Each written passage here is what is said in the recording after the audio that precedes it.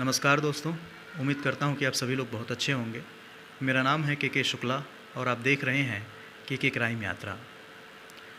जैसे जैसे वक्त बीत रहा है, अब ऐसा लग रहा है कि लोगों के अंदर इंसानियत मरती जा रही है और लोग इतने निर्दयी, इतने क्रूर और न जाने अब ये सिलसिला कहाँ जाकर रुकेगा, कुछ भी समझ में नहीं आता है।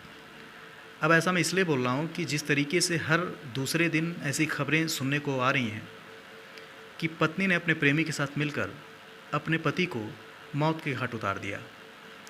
मौत तक तो बात समझ में आती है, लेकिन जिस तरीके से दर्दनाक मौत दी जाती है, कभी ड्रम में चुनवा दिया जाता है, कभी ट्रॉली बैग में पैक कर दिया जाता है, उस लाश के साथ उसके कई टुकड़े कर दिए जाते हैं, तो ये सुनने और देखने के बाद एक तरीके से कलेजा कांप उठता है और रोंगटे खड़े हो जाते हैं।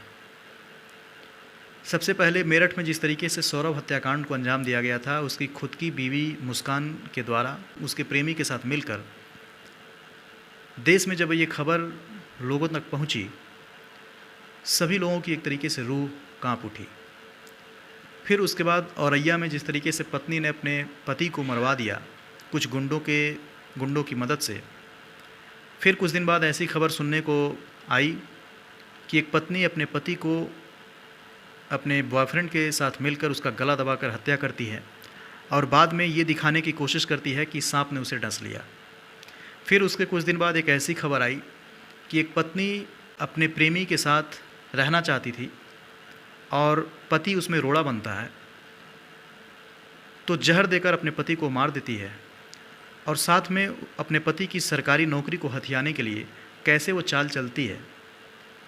तो इस तमाम जब खबरें इंसान सुनता है तो कहीं ना कहीं उसके दिमाग में ये बातें दौड़ने लगती हैं कि क्या वाकई में इंसानियत बचा भी है कि नहीं। अब जो ताज़ा मामला आप सुनेंगे, उसको सुनने के बाद आपको इंसानियत से भरोसा उठ जाएगा। और अब तो लोग ऐसा भी सुनने में आ रहा है कि शादी करने से बचेंगे और समाज में इस तरीके की घटनाएं इंसानों के दिमाग पे ऐसी छाप छोड़ती हैं कि लोग अब एक दूसरे पे विश्वास करना बंद कर देंगे, खास करके प्यार मोहब्बत के केस में। आज की कहानी एक ऐसी कहानी है जिसको सुनने के बाद आपके रोंगटे खड़े हो सकते हैं। उत्तर प्रदेश के देवरिया ज़िले में मैल थाना क्षेत्र के भटौली गांव में एक फैमिली रहा करती थी। पति पत्नी, एक बेटी और एक बुजुर्ग पिता। पति नौशाद अहमद, उम्र 38 साल, पत्नी रजिया सुल्ताना, उम्र 36 साल और इन दोनों की एक बेटी 6 साल जिसकी उम्र थी, और नौशाद अहमद के पिताजी। और नौशाद और रजिया की शादी 8 साल पहले हुई थी। दोनों की ज़िंदगी बहुत अच्छे से गुजर रही थी। चूँकि नौशाद दुबई में रहकर ट्रक ड्राइवर का काम करता था और हर महीने वो पैसे भेजा करता था अपने परिवार को। इस परिवार में सब कुछ ठीक था और इन दोनों का जो घर था वो गांव से कुछ दूरी पर था, यानी कि गांव के बाहरी हिस्से में था, थोड़ा सुनसान भी कह सकते हैं। अच्छा, इसके घर में इसकी बहन से, यानी नौशाद की जो बहन थी, उससे एक उसका बेटा था, यानी कि नौशाद का भांजा। उसका नौशाद के घर में आना जाना था, यानी अपनी मामी के यहाँ, मामी मामा के यहाँ वो आता जाता था। तो शुरू में लोगों को लगा कि मामी भांजे का रिश्ता है, कोई इसमें दिक्कत परेशानी वाली बात है नहीं। अच्छा, जो नौशाद था, चूँकि वो दुबई में रहकर नौकरी किया करता था तो बहुत कम ही आया करता था। वो साल 2 साल पर एक बार आता था, कुछ दिन वो रहता था, फिर वो चला जाता था। लेकिन नौशाद का जो भांजा था, नौशाद की गैर मौजूदगी में वो आता था। पहले तो इन दोनों के बीच जो नॉर्मल रिश्ते होते हैं मामी और भांजे का, वो था, लेकिन कुछ दिनों के बाद इन दोनों को आपस में प्यार हो जाता है और दोनों के अवैध रिश्ते कायम हो जाते हैं। अब जब भी मौका मिलता है ये दोनों एक दूसरे से मिलते थे। चूँकि जो नौशाद के पिता थे वो आँखों से उनको कम दिखाई देता था और उनको सुनाई भी कम देता था, और इसी बात का फ़ायदा उठाकर नौशाद की पत्नी और नौशाद का जो भांजा था एक दूसरे से अनैतिक रिश्ते में पड़ जाते हैं और रिश्तों की मर्यादा को तार तार कर देते हैं। लेकिन साल 2024 में कुछ आसपास के लोगों को शक होता है। फिर जो नौशाद के पिता थे उनको भी लोग बताते हैं कि आपकी मौजूदगी में इस तरह की आपकी जो बहू है अपने ही भांजे के साथ मौज मस्ती कर रही है। फिर जो नौशाद के पिता थे वो नौशाद को फ़ोन करके बताते हैं कि बेटा घर आ जाओ, ऐसी ऐसी बात है, समाज में बड़ी थू-थू हो रही है। फिर नौशाद अपने घर आता है। ये 24 की मैं आपको बात बता रहा हूँ, 2024 में। तो नौशाद जब घर में आता है, गांव में एक पंचायत बैठती है और उस पंचायत में ये फैसला लिया जाता है कि जो नौशाद की पत्नी है अपने भांजे, अच्छा इसके भांजे का नाम था रोमान।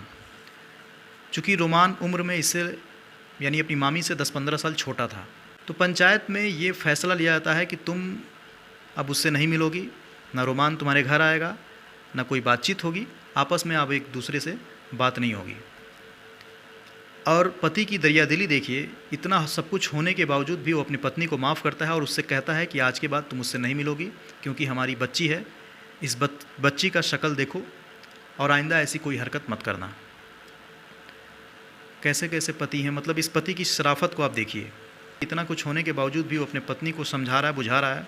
लेकिन एक कहावत है कि जब इंसान बच्चलन हो जाता है फिर उसको आप कितना भी समझा लीजिए, कितना भी बुझा लीजिए, उससे उसको कोई फ़र्क नहीं पड़ने वाला, फिर वो वही काम करेगा। खैर, नौशाद अपनी पत्नी को समझा बुझाकर अब सऊदी कमाने चला जाता है, लेकिन इसके पत्नी में कोई बदलाव नहीं आता है, इसका भांजा भी नहीं सुधरता है। और जब ये दुबई चला जाता है फिर ये आपस में एक दोनों दूसरे से मिलते हैं और इन दोनों की आदतों में कोई सुधार नहीं आया था। नौशाद के पिता एक दिन फ़ोन करते हैं और कहते हैं कि तुम्हारी पत्नी सुधरी नहीं है, उसके चरित्र में कोई बदलाव नहीं आया है, तुम घर आ जाओ। अभी 10 दिन पहले ही नौशाद अपने घर यानी कि मैल भटौली गांव में आया था। आने के बाद एक रोज़ वो देखता है कि उसकी पत्नी अपने भांजे से फ़ोन पर बात कर रही है। अब जब नौशाद उसको रंगे हाथ पकड़ता है, अच्छा इसके पहले भी 1-2 बार नौशाद खुद इन दोनों को आपत्तिजनक हालत में पकड़ चुका था, उसके बावजूद भी वो समझाता है, बुझाता है, सिर्फ इसलिए कि उसकी एक बेटी थी, लेकिन ये नहीं मानती है। खैर 10 दिन पहले ही ये दुबई से आया था और इसकी पत्नी जब सुनती है कि इसका पति आने वाला है तो ये अपने प्रेमी यानी कि अपने भांजे के साथ मिलकर एक प्लान रचती है कि नौशाद की जो बीवी थी अपने भांजे से कहती है कि देखो ये बार बार हम दोनों के बीच ये रोड़ा बन रहा है, तो क्यों ना इसको रास्ते से हटा दिया जाए। अब ये दोनों मिलकर प्लानिंग करते हैं कि पहले इसको नशा देंगे और नशा देने के बाद इसकी हत्या करेंगे। ये पहले से प्लानिंग हो चुकी थी।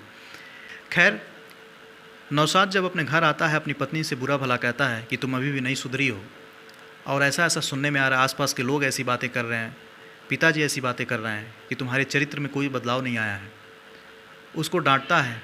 उसके डांटने की वजह से इसको इतना बुरा लगता है नौशाद की पत्नी रजिया को कि वो मन में ठान लेती है कि अब वो इसको रास्ते से हटाएगी। वो फ़ोन करके अपने भांजे से कहती है कि जितनी जल्दी हो सके इसका काम तमाम किया जाए। देखते देखते समय बीतता है और 19 अप्रैल 2025 की तारीख आती है, यानी शनिवार और रविवार की रात्रि लगभग 2 बजे के आसपास का समय था, आप मध्य रात्रि भी कह सकते हैं। पहले तो ये दोनों प्लानिंग के तहत उसको जमकर शराब पिलाते हैं और वो इतना नशे में हो जाता है, चूँकि उसके शराब में नशे की गोलियां मिलाई गई थी, बेहोशी की जो गोलियां होती हैं, खाने में भी बेहोशी की गोली मिलाई गई थी। वो बेहोश हो जाता है और बेहोश होने के बाद ये दोनों उसकी गला दबाकर पहले हत्या करते हैं। मामी और भांजा मिलकर चाकू और कुछ नुकीले हथियार से गला दबाकर हत्या करने के बाद उस हथियार से उसके चेहरे को कुचलने की कोशिश करते हैं, उसका चेहरा बिगाड़ने की कोशिश करते हैं। फिर उसके बाद ये दोनों अब ये बैठकर सोचते हैं कि अब क्या किया जाए, क्योंकि उसकी हत्या हो चुकी होती है। तो नौशाद दुबई से जब आया था तो उसने अपने साथ 2 ट्रॉली बैग लेकर आया था। तो पहले ये सोचते हैं कि एक बड़े वाले ट्रॉली बैग में इसको पैक कर दिया जाए, लेकिन उसमें इसकी लाश फिट नहीं हो रही थी। फिर ये दोनों प्लान करते हैं कि इसके सर से लेकर कमर तक के हिस्से को अलग करते हैं और कमर से नीचे यानी पैर का हिस्सा जो है उसको अलग करते हैं। ये दोनों मिलकर उसके लाश के 2 टुकड़े करते हैं। सिर से कमर तक का हिस्सा प्लास्टिक में ये दोनों पैक करते हैं। फिर कमर से नीचे का हिस्सा यानी पैरों वाला हिस्सा जो था उसको बोरे में पैक करते हैं। प्लास्टिक और बोरे में पैक करने के बाद वो बड़ी सी ट्रॉली में इसमें फ़िट करते हैं। और फिट करने के बाद चूँकि जो रोमान का एक दोस्त था उसका नाम था हिमांशु और रोमान बोलेरो में ये ट्रॉली बैग को ले जा कर के रखते हैं और इस भटौली गांव से लगभग 55 किलोमीटर की दूरी पर देवरिया के ही तरकुलवा थाना क्षेत्र में एक पाकड़ी छापर पटखौली गांव है। तो इसी पाकड़ी छापर गांव में गेहूं के खेत में इसकी लाश को ये दोनों फेंक देते हैं। फेंकने के बाद इसका जो भांजा रोमान था वो तुरंत गायब हो जाता है। वो जान जाता है कि कभी भी पुलिस उसको पकड़ सकती है, और जो हिमांशु था वो भी गायब हो जाता है। लेकिन इसकी पत्नी उसी घर में पड़ी रहती है। अच्छा, इस बीच में जब ये हत्या कर रहे थे तो खून के छींटे कुछ दीवारों पर पड़ी हुई थी, और एक जो जैसा कि मैंने बताया कि 2 ट्रॉली बैग था, एक छोटा पड़ जाता है तो उसमें उसका लाश फिट नहीं हो रहा था। फिर जो बड़ी वाली ट्रॉली बैग थी उसमें नौशाद की लाश को ये लोग पैक करते हैं, और एक तरीके से ये जल्दबाजी में खून की सफाई नहीं करते हैं, क्योंकि जो छोटा बैग था उसमें भी खून लगा हुआ था और कुछ खून के जो छींटे थे वो दीवारों पर लगे हुए थे।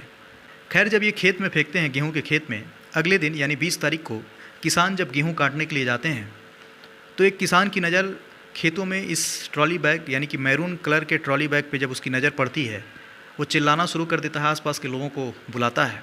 क्योंकि आजकल अब लोग इतने जागरूक हो गए हैं कि आए दिन ऐसी खबरें सुनने को मिलती हैं, तो वो जब ऐसी कोई चीज़ देखते हैं तो वो भी घबरा जाते हैं। आसपास के किसान देखकर समझ जाते हैं, क्योंकि बैग को देखने से ही ऐसा लग रहा था, क्योंकि खून के छींटे आसपास लगे हुए थे। किसान फ़ौरन पुलिस वालों को फ़ोन करते हैं। मौके पर पुलिस आती है। पुलिस अब अपनी जांच शुरू करती है। पुलिस वाले इस बैग को, मैरून कलर के बैग को जब जांच करने की कोशिश करते हैं तो उस बैग से एक पासपोर्ट और एक QR कोड मिलता है। तो पुलिस वाले उस बारकोड को जैसे ही स्कैन करते हैं तो उसमें जितना भी पता था, इस व्यक्ति का नाम, पता, घर, सब कुछ सामने निकल कर आ जाता है। फ़ौरन उस पते पर पुलिस वाले पहुंचते हैं। देखते हैं कि पत्नी उसकी मौके पर ही मौजूद है। वो तेज़ी से रो रही थी और बार बार अपने पति की ये कह रही थी कि उसका पति गायब हो गया है, और वो रोए जा रही थी। लेकिन कुछ पुलिस वालों के उसके रोने के अंदाज से उसके ऊपर शक होता है, और पुलिस वाले अपनी जांच को आगे बढ़ाते हुए उसके घर में जैसे ही कदम रखते हैं तो सामने देखते हैं कि एक बैग है, और बैग के कुछ दूरी पर दीवार पर कुछ खून के छींटे लगे हुए थे। चूँकि उस बैग पर भी खून के छींटे थे और देखने से ऐसा लग रहा था कि हाल फिलहाल में यहाँ कोई हत्या की गई है। पुलिस वाले फ़ौरन उस महिला को पकड़कर सख्ती से जब पूछताछ करते हैं थाने में लाकर, पहले तो वो गोल गोल घुमाने की कोशिश करती है, लेकिन पुलिसिया अंदाज में जब इससे पूछताछ होती है तो ये टूट जाती है। फिर ये पूरी कहानी सुनाती है कि कैसे इसने और इसके भांजे ने मिलकर अपने पति की हत्या कर दी है। खैर, इसकी जो पत्नी है, पुलिस वालों ने इसको पकड़कर थाने में भेज दिया है, लेकिन अभी भी 2 लोग यानी कि इसका जो भांजा है रोमान, और रोमान का जो दोस्त है जो गाड़ी लेकर बोलेरो आया था, हिमांशु, ये दोनों गायब हैं, और पुलिस इन दोनों को बहुत जल्द पकड़ लेगी। कब तक ये भागेंगे? खैर, इस महिला के बारे में आस पड़ोस के जो लोग हैं और इसके जो रिश्तेदार हैं वो बता रहे हैं कि ये महिला शांत स्वभाव की ज़रूर थी, लेकिन उतनी ही निर्दयी, और शुरू से इसका स्वभाव लड़ाई करने वाला, एक तरीके से लड़ाकू, और आए दिन इसका और इसके पति का आपस में झगड़ा होता था। पंचायत जब बैठी थी उसमें भी इसको बहुत समझाने की कोशिश की जाती है कि तुम अपने पति के साथ अच्छे से मिलजुल कर रहो, लेकिन इसके नेचर में कोई परिवर्तन नहीं होता है।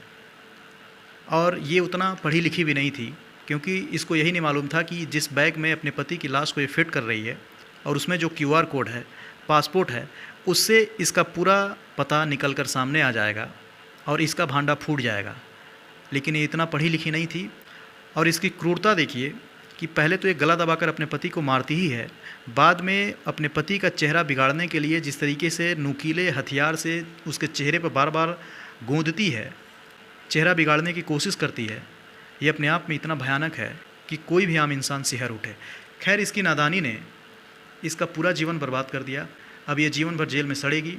इसमें जो सबसे दुख की बात है ये कि इसकी बेटी अब अनाथ हो गई, माँ का साया छिन गया, पिता का साया छिन गया, पिता ऑलरेडी इस दुनिया में नहीं रहा, और वो बच्ची जीवन भर के लिए अनाथ हो गई। ये चाहती तो अपने पति से डिवोर्स लेकर के जो भी करना चाहती थी ये कर सकती थी, लेकिन नहीं। आजकल लोगों की इंसानियत मरती जा रही है, और लोग पता नहीं ऐसे ऐसे क्राइम करने के बाद कैसे सोच लेते हैं कि वो बच जाएंगे, लेकिन उनको मालूम नहीं होता है कि बुराई कितनी भी सफाई से क्यों न की जाए, अंत में बुराई बुराई होती है और वो सामने निकल कर आ ही जाती है। तो आप भी दोस्तों सतर्क रहें, अपने आसपास अपने लोगों का ख्याल रखें, अपना ख्याल रखें। नमस्कार।